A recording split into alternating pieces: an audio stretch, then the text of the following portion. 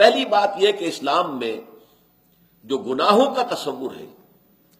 اب آپ کو معلوم ہے کہ اس میں صغائر کا اور کبائر کا فرق ہے، بڑے گناہ چھوٹے گناہ،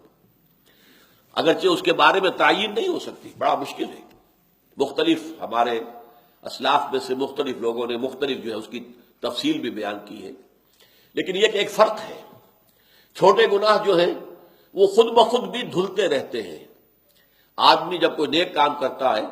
ان الحسنات یذہبن السیئات، تو چھوٹے گناہ جو ہیں وہ خود بخود ان نیکیوں کی وجہ سے زائل ہو جاتے ہیں، ان کے اثرات دھل جاتے ہیں۔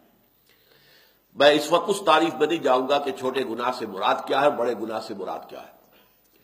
لیکن جو کبائر کہلاتے ہیں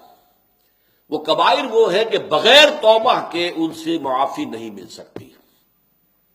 یہ کبائر کی تعریف ہے۔ کبائر کی بھی بڑی طویل فہرست ہے، مثلا نمبر 1 جو فرائض ہیں ان کا ترک کبائر شمار ہوگا، نماز فرض ہے اس کو چھوڑا ہے تو یہ کبیرہ گناہ، روزہ فرض ہے اگر اس کو ترک کیا ہے بغیر عذر کے تو یہ بھی کچھ کبیرہ گناہ ہو جائے گا، چاہے آپ بعد میں قضا بھی کر رہے ہو لیکن جب آپ نے چھوڑا ہے، فرض تو تھا رمضان کا روزہ وہ آپ نے چھوڑا ہے بغیر عذر کے تو ایک کبیرہ گناہ ہے جس کا کہ در حقیقت بڑی سزا ہے۔ اسی طریقے سے حج کسی پر واجب ہے جس کے پاس استطاعت ہے، پیسہ ہے، صحت بھی ہے، جا کر حج کر سکتا ہے، بصورت دیگر پیسہ دے کر حج بدل کرا سکتا ہے، نہیں کرتا تو یہ بہت بڑا کبیرہ گناہ ہے، جس کو سورہ آل عمران میں جہاں حج کی فرضیت کا ذکر آیا ہے وہاں کفر سے تعبیر کیا گیا ہے۔ وَلِلَّهِ عَلَى النَّاسِ حِجُّ الْبَيْتِ مَنِ اسْتَطَاعَ إِلَيْهِ سَبِيلًا وَمَنْ كَفَرَ، یہ انسانوں کے اوپر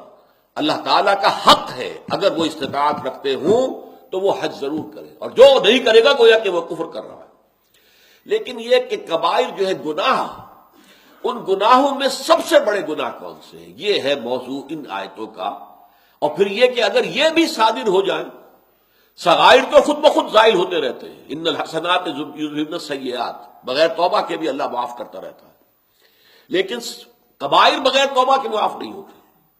تو کبائر کے اثرات سے بچنے کا راستہ توبہ ہے۔